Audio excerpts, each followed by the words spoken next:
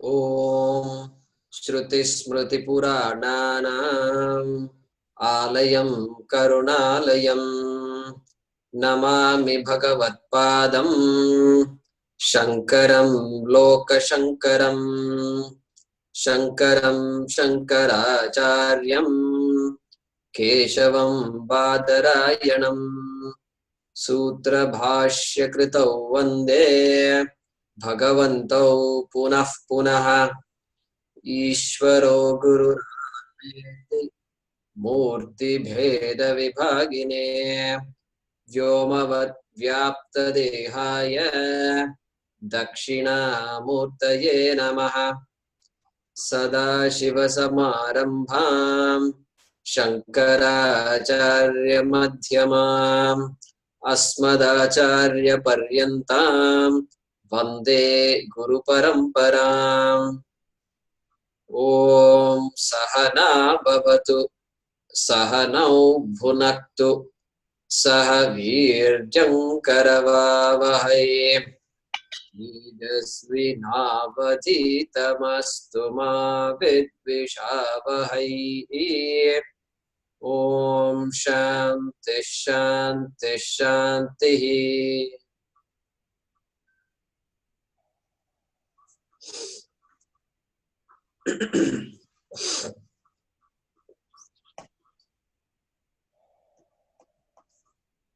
Okay. Namaste to all of you.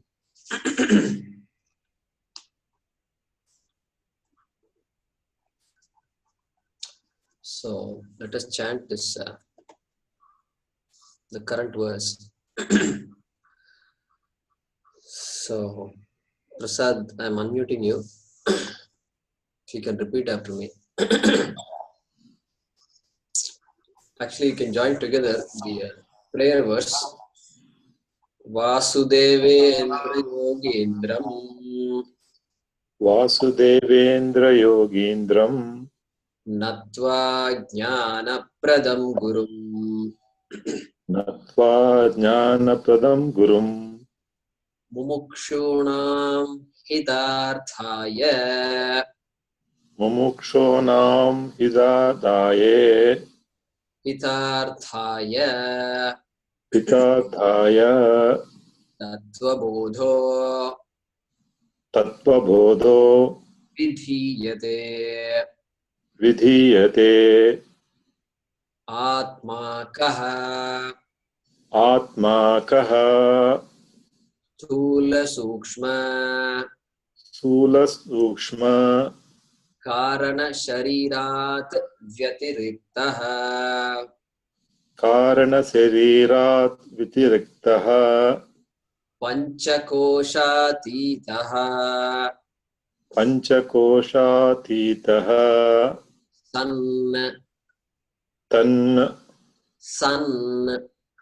San Avasthatraya Sakshi Avastatraya Sakshi Satchidananda Rupasan Satchidananda Rupasam Yastisthati Yastishtati Sa Atma Sa Atma Tula Shariram Kim Tula Sariram Kim Panchikrita Panchikruta Pancha Mahabhutaihi Pancha Mahabhutaihi Kritam Krutam Satkarmajanyam Tatkarmajanyam Satkarmajanyam Tatkarmajanyam Sat as in Satyam Satkarmajanyam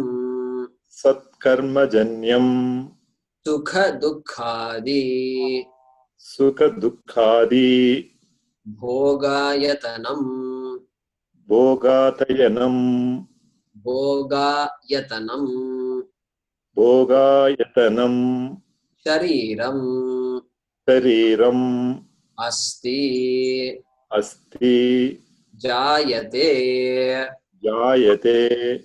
Vardhate. Vardhate. Viparinamate. Viparinamate. Apakshiyate. Apakshiyate. Vinashyatiti. Dinashyatiti. Shad vikaravat. Shad vikaravat. Yetat Etat. stula shariram. Stula Sariram.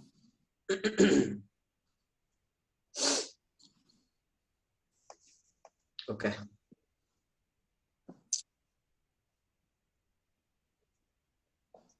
So I've unmuted a few of you.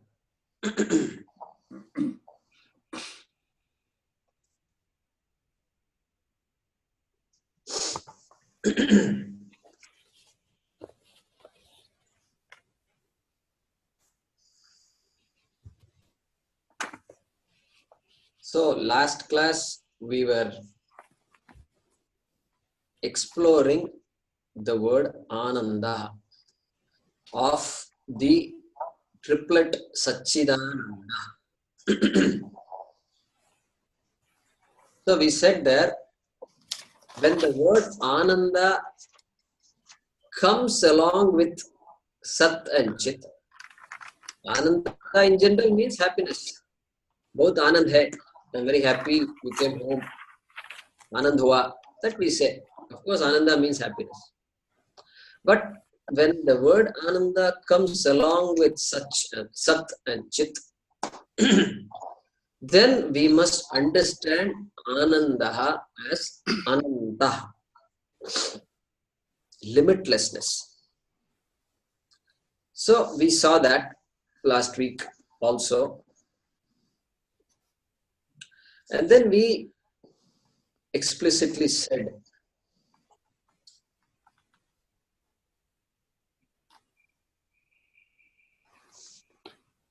when we see that word Ananda as Ananta, then that Ananda can be qualified by saying Ananda is the Swarupa of Atma. Namely, Ananda is the nature of Atma and hence called Swarupananda. As opposed to the Ananda that keeps coming and going, that I appreciate in my daily life. I'm happy now, I'm sad now, I'm disturbed now, I'm calm now. So that is Anubhava Ananda or Anubhuta Ananda, experiential happiness. And we said we need to say this because if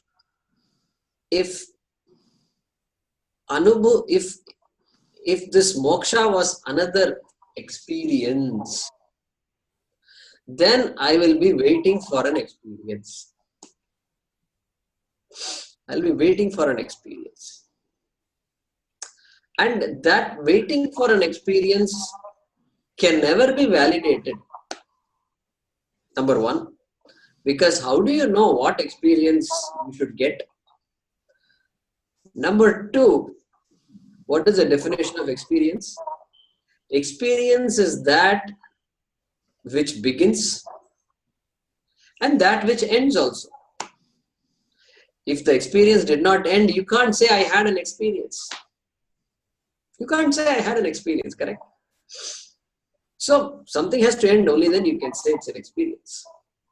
So if somebody says moksha is an experience, then we will ask the question, then it is very obvious that experience has to begin and that will also end.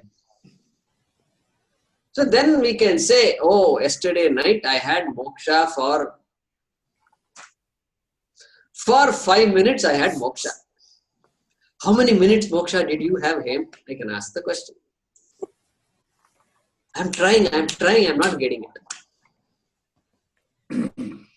So we will all be waiting for an experience. So that we must remember.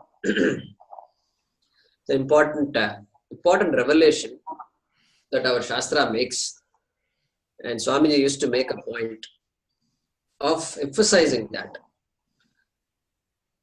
And the reason the emphasis is important is because if I'm seeking an experience, then I'll be waiting for an experience, and that will be a different track altogether. It is all right to seek experiences, but let's not confuse moksha with an experience. That is the message here. All the sadhanas we do, all the dhyanam, meditation, which are all so important, japa, puja, etc.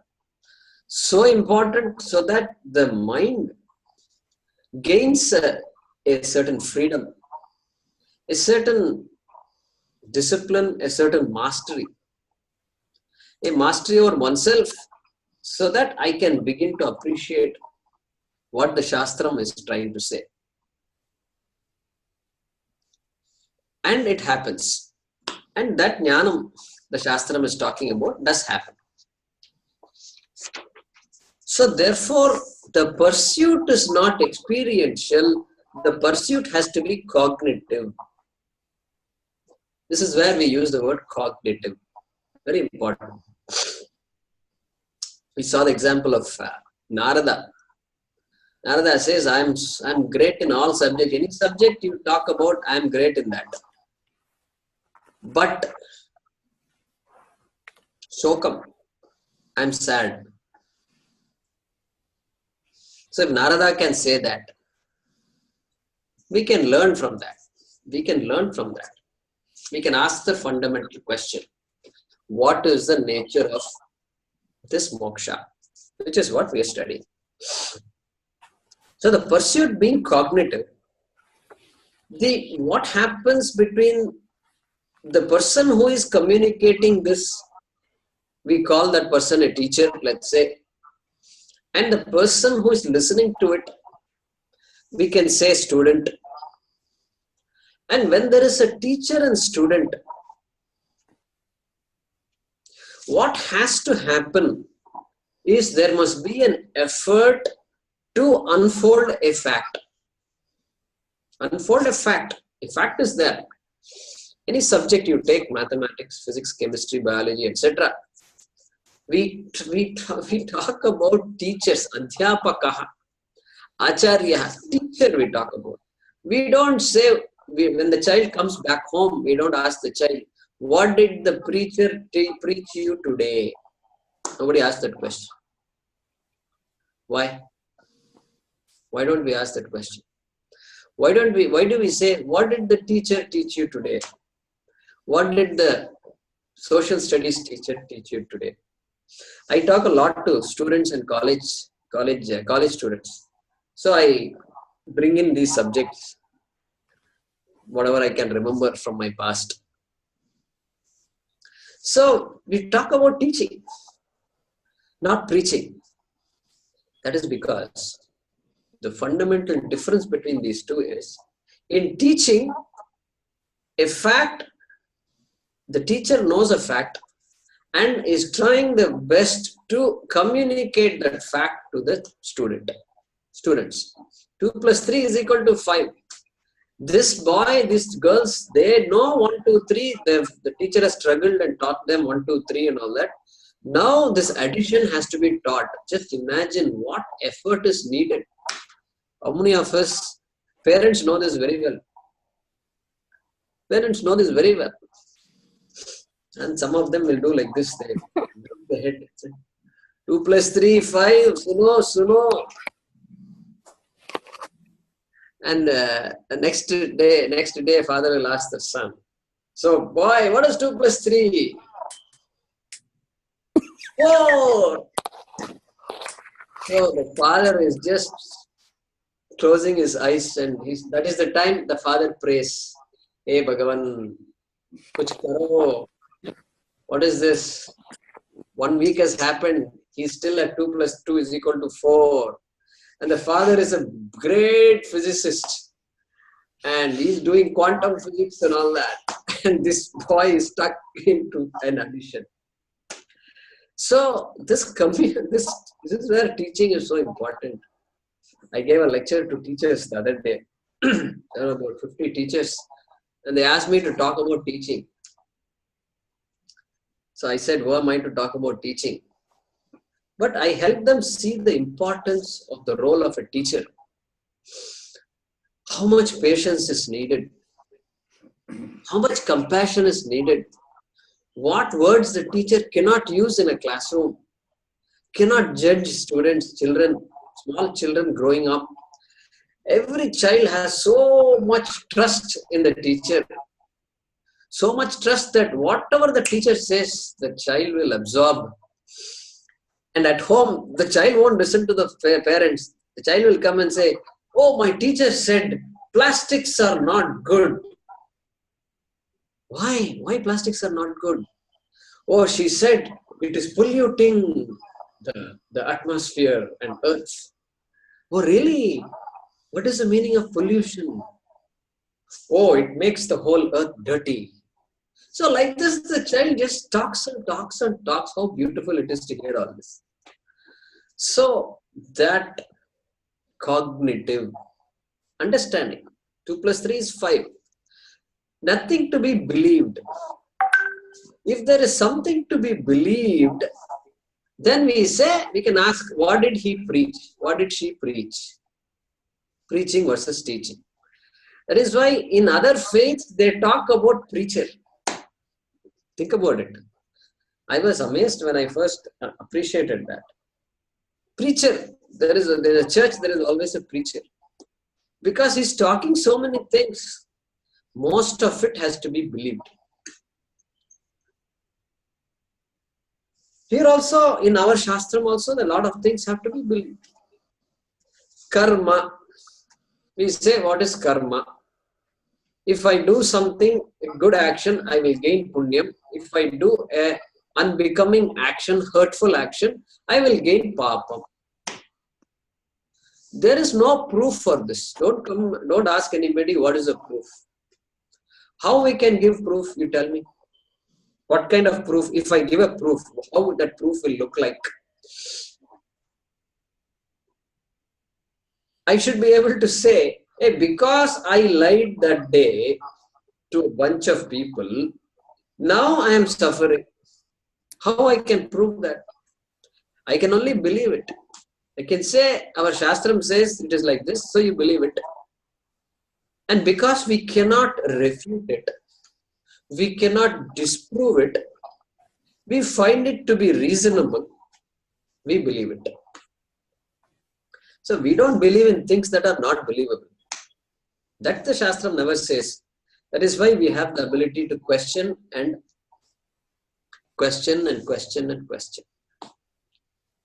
So there are certain things to be believed, certain things to be understood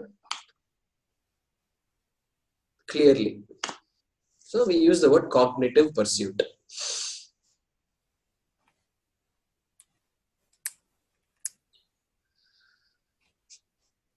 So it's a process. Teaching is a process. Swamiji used to say, teaching is a process where the student is driven to a corner from where the student cannot but see. Teaching is a process where the student is driven to a corner. Corner, they say, you put me in a corner, what can I do? Yeah, driven to a corner from where the student cannot but see the fact. That is teaching. That is the way Swamiji had mentioned it once. I still remember it. So, that being the case, the Sat, the Chit and Ananda, and that being the case, the Sadhya Vishaya that we talked about versus Siddha Vishaya. Siddha Vishaya becomes so important now because either this limitlessness, this Ananda, either I am already Ananda and I need to discover it, or I am going to seek Ananda in some place, some time, which is never going to happen. And that appreciation is there. So the fact that the Atma is a Siddha Vishaya, Moksha is a Siddha Vishaya makes a lot of sense now. Because moksha not being a result of effort, no effort can produce what I am seeking. I must already be free. There is no way I can become free. That is the thesis of Vedanta.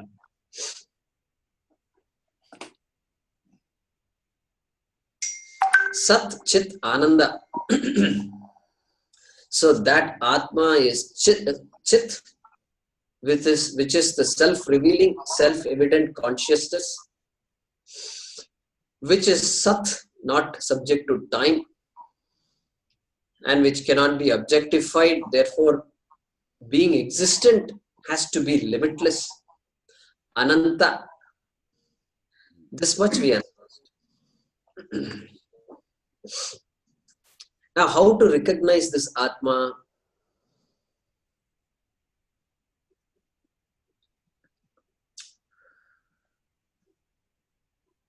I am Atma. I exist. There cannot be a doubt whether I exist or not. Now, if that doubt is there, then we have to go a little further. Some help we need to seek. So we assume, that we all can answer that question and say, yes, I exist. I am there. Yes, I exist.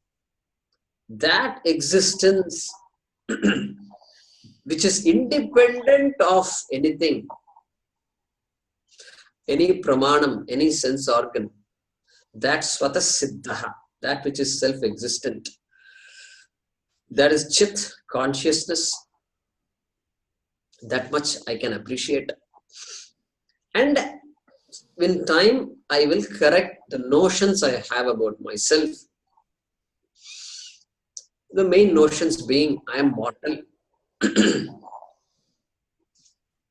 am mortal, I am ignorant, and I am unhappy. These are my notions. And so I need 3 words minimum. 3 words to neutralize these notions I have. And these 3 words are Sat, Chit, and Ananda. I am mortal. No, I am Sat, not subject to time. I am ignorant. No, you are consciousness that it can sustain ignorance, but its nature cannot be ignorance. And I am unhappy. No, that's an experience, I agree. But you are identifying with unhappiness as yourself. You are Ananda Swarupa. You are Swarupananda. So 3 words Shastram uses, and that is this pursuit. So with that, we will conclude this discussion of Atma Kaha, and in particular Satchidananda Swarupaha. And I think the discussion might come again also. We will see. I don't remember now. But now we are ready to move to the next question the student is asking. So let's do that. So Mahesh, if you can remain unmuted, and okay. And Deepa and Prasad, if you can mute yourself for now.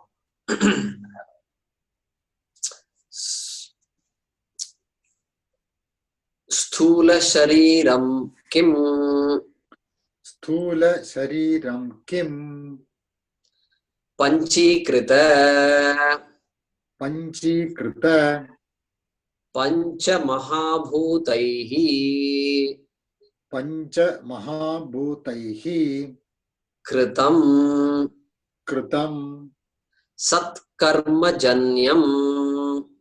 Satkarmajanyam. Sukha Dukkhadi. Sukha Dukkhadi. Bhogayatanam.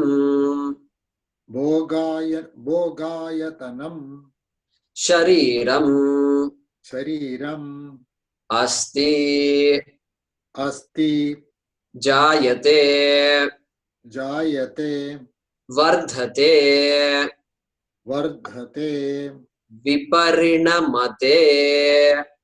Viparinamate. Apakshiyate. Apakshiyate. Vinashyati. Vinashyati. Iti. Iti. Shad vikaravat. Shad vikaravad. Etat. Etat. Sthula shariram. Thula shariram. Okay. So,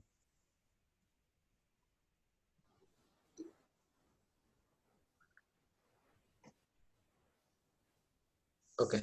I've unmuted Deepa and him.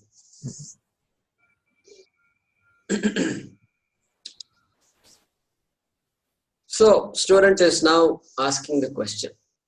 Stula Shariram Kim. Kim is a word in Sanskrit which means often it means what? Neutral gender, Napumsakalingam. In Sanskrit there are three genders: Pullingam, Strilingam and Napumsakalingam. And so Kim is Napumsakalingam. Remember the previous question, the question was what? Kaha. Atma Kaha. Correct? Didn't say Atma Kim, he didn't ask. That is because Atma is Pullingam, masculine gender. Here Shariram is Napumsakalingam.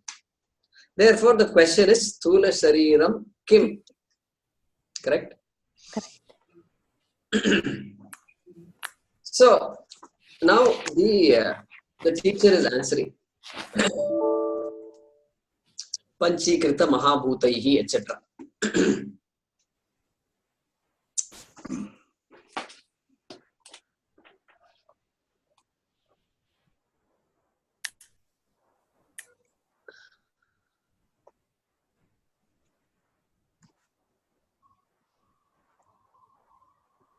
One second, there was a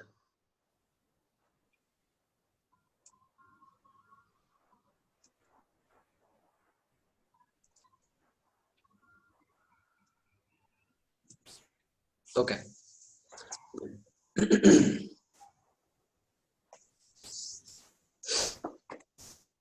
So let's look at this first. Let's look at this ayatanam, bhoga ayatanam. So here the teacher is describing what sthula shariram is.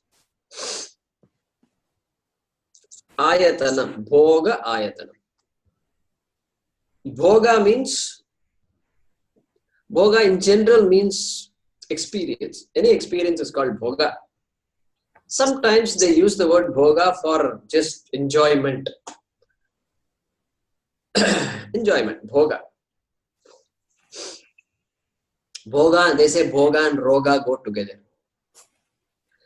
So you may have heard that. So bhoga ayatanam. Ayatanam means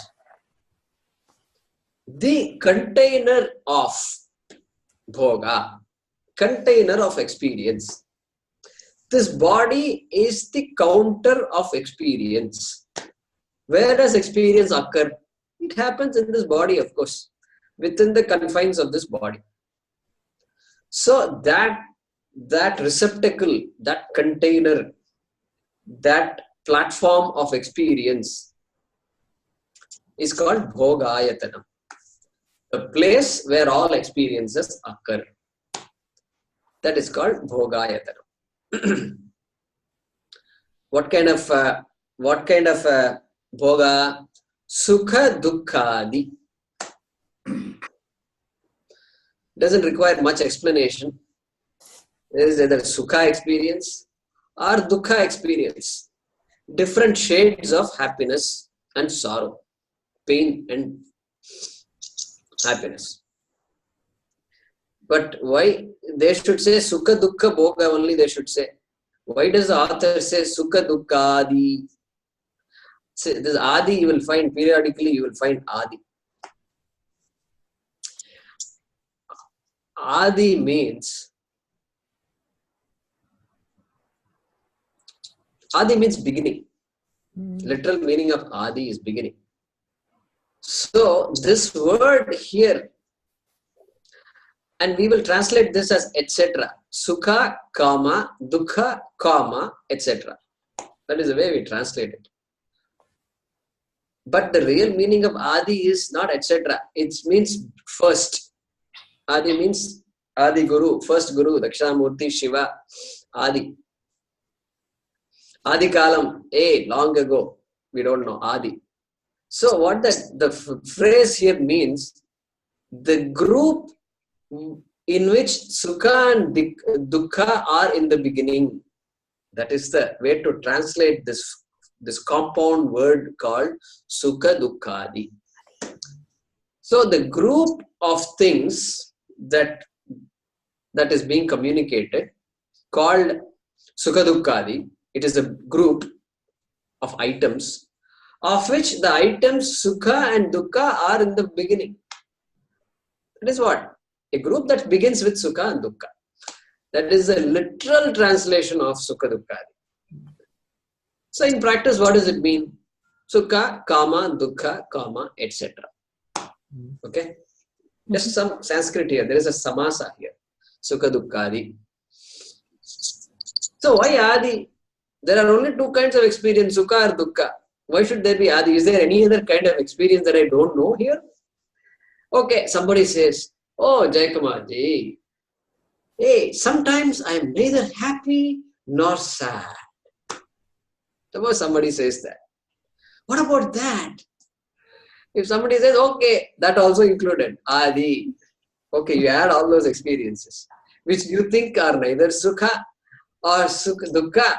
Okay, bring all that. That's called Sukha Dukkha. So Sukha Dukkha di Bhogayatanam. So the Vedanta people are very smart. They will try to find a way to accommodate things at the same time communicate a message. Shastram is like that. It's a very popular phrase also. In Kavyam, in Mahabharatam, Puranas and all, you'll find Adi. They will just put Adi, etc. Which even in our English writing and all, we do that also. Okay. Next, there is this word Shariram. Sukha Dukkhadi Bhogayatana Shariram. Shariram is a very interesting word. It comes from the Sanskrit dhatu, Sanskrit root called Shri. Shri. Shri. It means to anoint, to put a plaster, to put a paste. That is the meaning of the word Shri. Okay. That is one meaning. Yeah, I'm sorry. That is a different meaning. But I will say that anyway. That is the word for Deha. I was thinking of Deha. Another synonym for the word Shariram is Deha. So that is what I was thinking when I said it.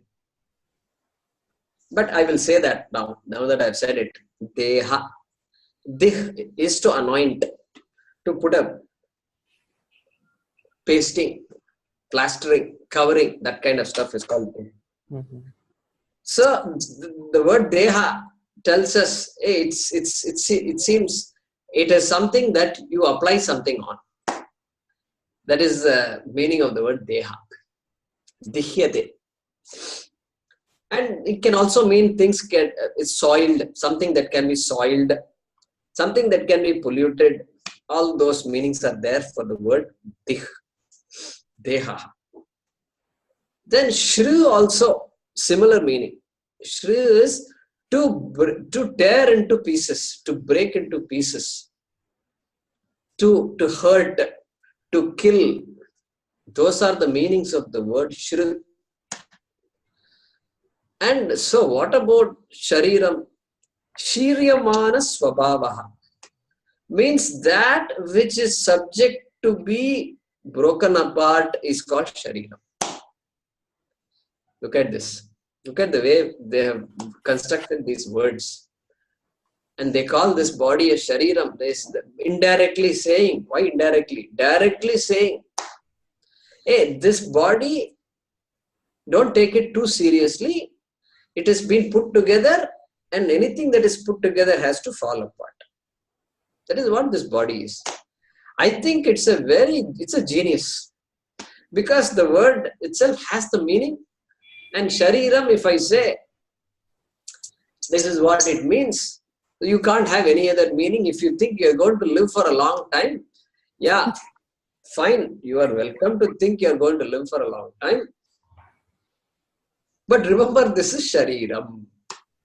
Go up, look up the dictionary shariram, and you will know what the shariram is all about. So, shiryamana swabhavatvat shariram.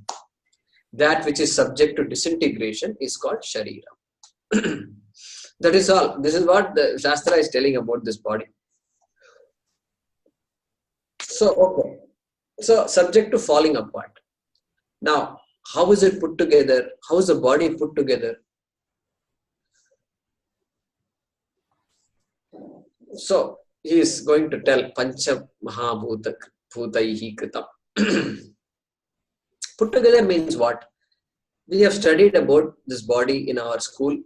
We studied the basic anatomy of the human body.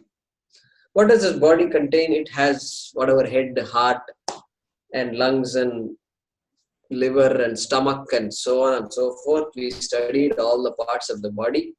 We drew the body like this, and we put arrow marks and said stomach and all these things we did when we were in school.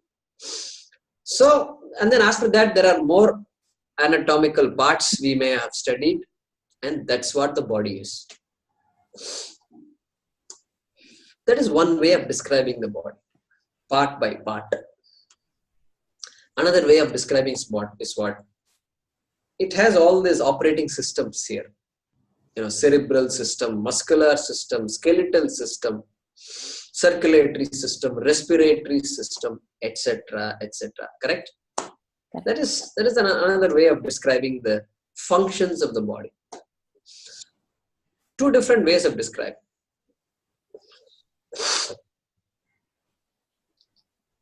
The Shastram is presenting the body in a different way. It is using the word Mahabhuta. It's a model. Remember, it's a model. A model is meant to appreciate the reality, appreciate something.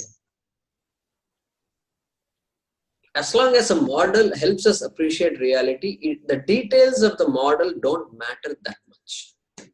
Don't matter that much. So in the Upanishad talks about this Panchabhut Mahabhuta model. And since the author the teaching is based on the Upanishad, the author mentions the same model, Pancha Mahabhuta. So we need to spend some time understanding this model.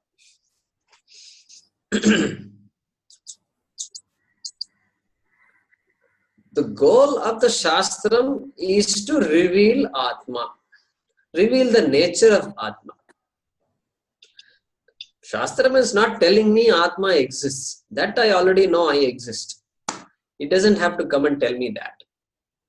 But it's telling me what is Atma, what is the nature of Atma. It says I am confused about my nature. And here, so its goal is to reveal Atma. Its goal is not necessarily to analyze the world so much. It doesn't matter if there are 100 elements or 108 elements or 120 elements. It doesn't matter at all. It doesn't matter if this solar system has 5 planets or 8 planets or 12 planets or 9 planets. It doesn't matter at all.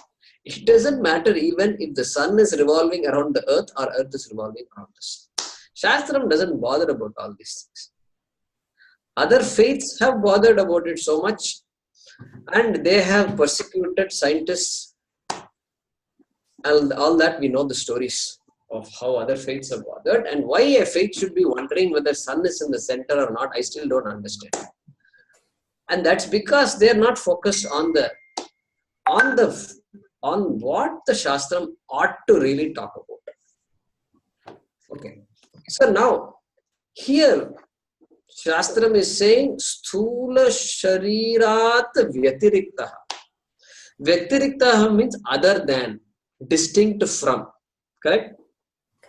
I think Hindi also probably means the same thing. Vyatirikt probably should mean the same thing. No? Something other than. Correct? We say Vyatirikt. Yeah. So, when the Shastram says other than, then it has the responsibility to explain what this other than is. Other than what? Tell me a little more about that. What? So that is why a model is needed.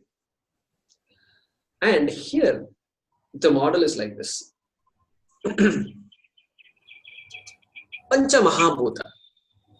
And the model is, once it uses the model to describe this Sharira, this body, then the same model is applicable for any object in this world. And because, see, remember, the Shastram is not really interested in how many parts there are in the body, how does respiration occur. All this is not important. It's important in Ayurveda. Respiration is important in Ayurveda, but not in Vedanta. So, therefore,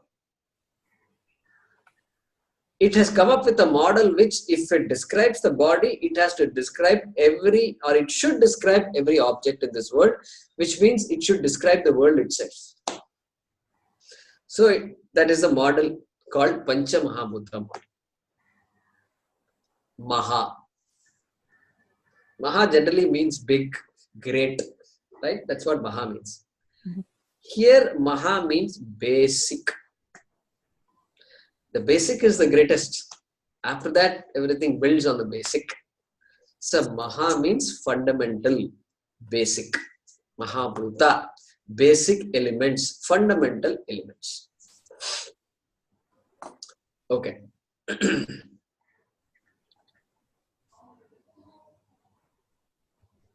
So, here, gross elements. Panchikrita Mahabhuta means grossified elements, gross elements. We need to understand this a little bit. Gross here means, see, gross has various meanings in English, right? Gross means what? Gross income, net income. My gross income is so much. After tax, my net income is so much. Gross. That is one meaning. We don't mean that here. Gross means what? There is a unit of weight, unit of mass called gross. Some of you may or may not remember this. Gross is something like 12 dozens is called a gross. A dozen dozens is called gross. I think I'm right. Okay. So 144 is called a gross. So they must have used it some time ago. We don't use it like that. If we say gross and all that here, go to the store and ask. Then he will say, "What is this? What gross language you are using?" He will ask. So we don't use the word gross now. Okay, what is the other meaning of gross? This gross human rights abuse is there, right? Cases, abuses, if you see, it's been gross.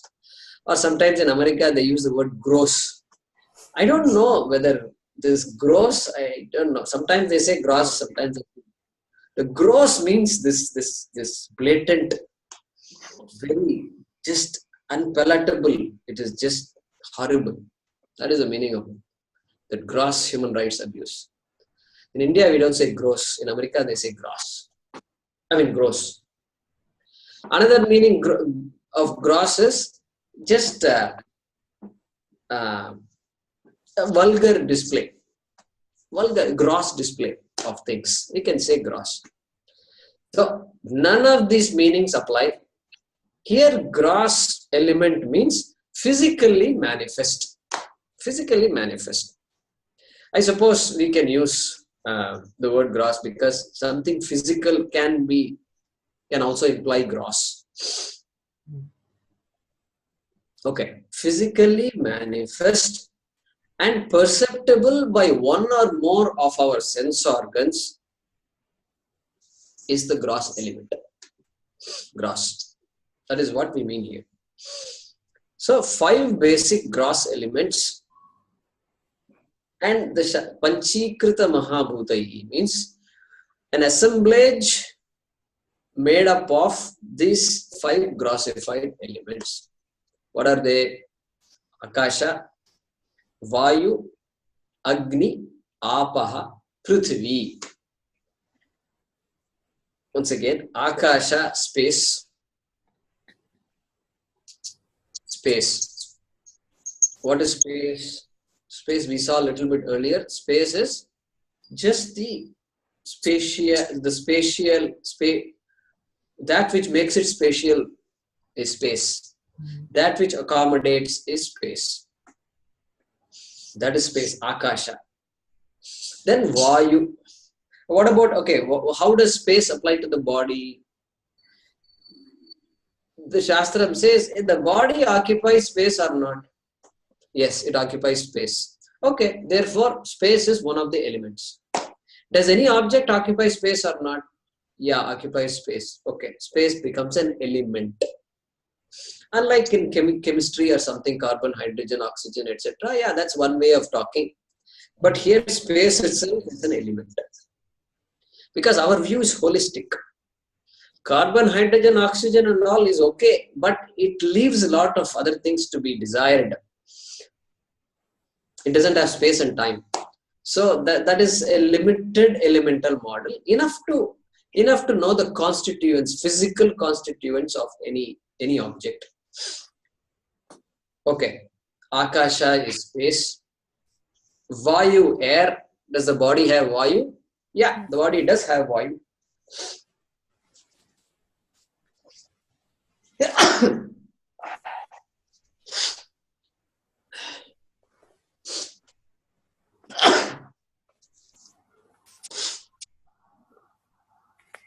Yeah, body has oxygen. The body has air. We breathe in air, and there's carbon dioxide, etc., etc. So the air element is there in the body. Agni, temperature. The body has some heat.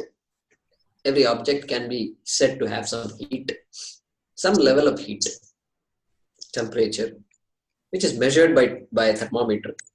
And so that is called Agni, or fire, sometimes generally used term. And Apaha. Apaha literally means water. Water.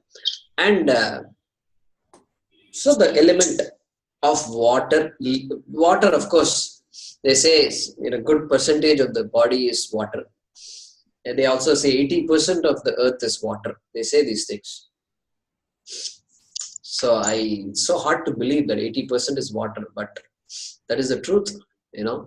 Every living being has so much water in it. Okay, that is Apaha. Then what about other liquids, if we say?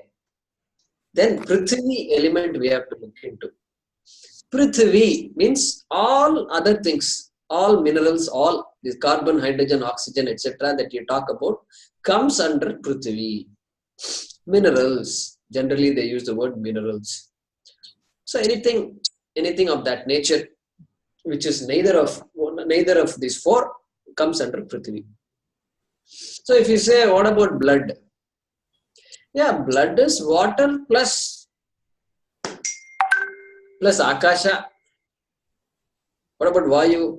Yeah, they say oxygen is there. Hemoglobin is the carrier of oxygen. Wow, fantastic. Okay, put Vayu is also there in blood. What about Agni?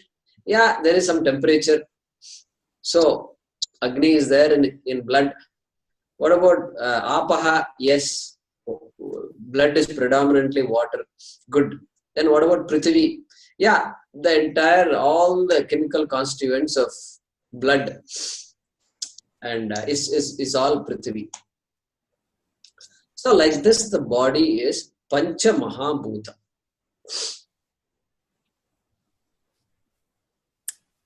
Okay, if every body is Pancha Mahabhuta, everybody is Pancha Mahabhuta, or every body is Pancha Mahabhuta, then why everybody is different?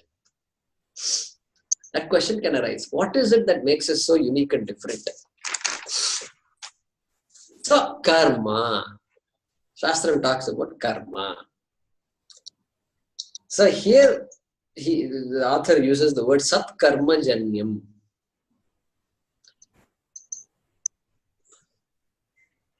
Big topic. But how did this body come about? If you say, hey, parents are there who were responsible for this body to appear in this world. That is defined by who? We don't know. What time I should be born, what place I should be born, everything is based on some law called karma, law of karma. Then that I should be born as a human being when there are so many options out there. Complete punyam. If I have only punyam in my bank account, karma account, then the Shastram says I will get a Deva Sharira. Deva Sharira means some celestial body which can have no dukkha. A life without any dukkha. Until the punya ends, remember. No dukkha until the punya ends. Punya is also quantitative. So it will manifest and then it has to end. That is why Indra also can have a sense of insecurity. Oh, this guy, he is my competitor. What is his name? Nachiketa's father did the Vishwajit Yajna. And forgetting his name. So, Uddhalaka, etc. names are given. So it becomes a threat for Indra. Even though Indra is the lord of all gods, hey, you're the man. What's your problem? You also have a little bit of problem. So, Deva Sharira. All Papa means what? All Papa is Prani Sharira, Jantu Sharira. Animals. Non-human animals. And even there we can see a gradation. There is a lizard, there is crab, and these kinds of mosquitoes, these kinds of lives which just come and go. One type of life. The street dog, what kind of life of a street dog. Then there is elephants and so forth. More majestic, different type of upadhi form. So there are also different types of karma being unfolded. So Papa on one side, pure Papa, pure Punya on the other side. Manushya Sharira is a Mishra. It's a combination of these two. We have people who are called Mishra, right? Last name Mishra. What is the meaning of that Mishra? This is what it means. Combination, one who has the right combination of Punya Papa is called a Mishra. Okay. So next time you see Mishraji, be careful. Don't tell all these things. He may get upset. I am not giving you any guarantees. Okay. So what? You might say what now? But you tell him, calm him down and say, hey, we're all Mishras. Not just you. I just discovered that even I am a Mishra. We're all part of the Mishra family. Big Mishra family. So Mishra, mixture of these two, Punya and Papa. Special Punya has to be there. Special. Because that self-consciousness has to be there. That mind which is able to ask the question, which is able to talk about dharma, that itself is a big thing. Sometimes I look around and we look at our governance and all. We say, what happened to this land of dharma? Don't they have any guilt or what? So that mind that can ask that question, right, wrong, and that can ask even more fundamental questions. So that requires special punya, Shastram says. And so many verses are written on that.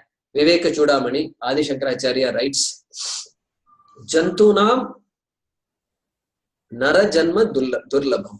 Like that he says. So Durlabham, very difficult to get a life of a Manushya, of a human being. Then next verse he says further, he says, Durlabham Trayame Vaitat. Those of you who have studied Viveka Chudamani might recall. Durlabham Trayame Vaitat. There are three things that are difficult to get. Manushyatvam. First he lists Manushyatvam. This status of being a human body or having a human body, that is difficult. Having got that, the next difficult thing seems to be Mumukshutvam. Manushyatvam, Mumukshutvam. What is Mumukshutvam? The desire to be free. The desire to be free. Moksha, desire for moksha means freedom. The explicit desire to have that is also very durlabham, hard to get. And the third one is Mahapurusha Samshrayaha. Manushyatvam, Mumukshutvam, Mahapurusha Samshrayaha. So association with wise people. That is what Shankaracharya says. So now that Shariram is now, the author is saying, Sat Karma Janyam. This body, which is Panchamahabhuta, which is Bhogayatanam, which is a result of some special punya, Satkarma Janyam, born of special punya. And then Shad Vikaravat. That is the last definition he gives, last description he gives. It's already 7:30. So perhaps we can continue that in the next class. So today we saw the Sthula Shariram. We began to see what it is as described by the author. And Bhogayatanam, Sukhadukhadi Bhogayatanam we saw first. Then we saw Shariram, the word Shariram itself, Shiryamana Swabhavatvat Shariram. Because it disintegrates, it is called Shariram. A word that is used commonly for Shariram is Deha. Even that word doesn't seem to be a complimentary word. It says that which you plaster, which you paint, which you embellish, which you dress up, which you look at in the front of the mirror every morning and paint. So that is called Deha. And then we have Pancha Mahabhuta. We saw that briefly. And Satkarma Janyam, result of some special punya. And next class we will see this Shad Vikaravat, which means that which has sixfold modifications, which we are going to see that.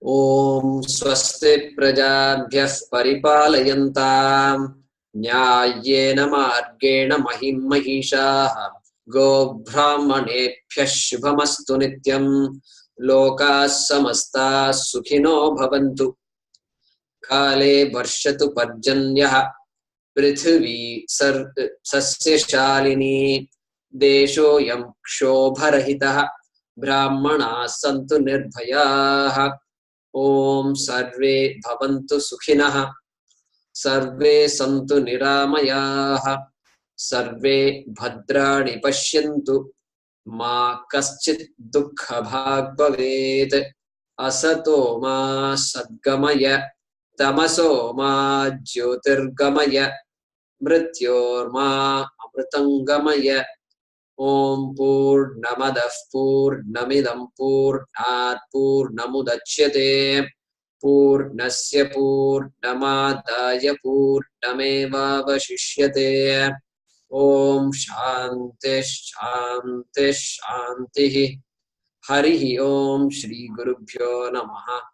Harihi Om.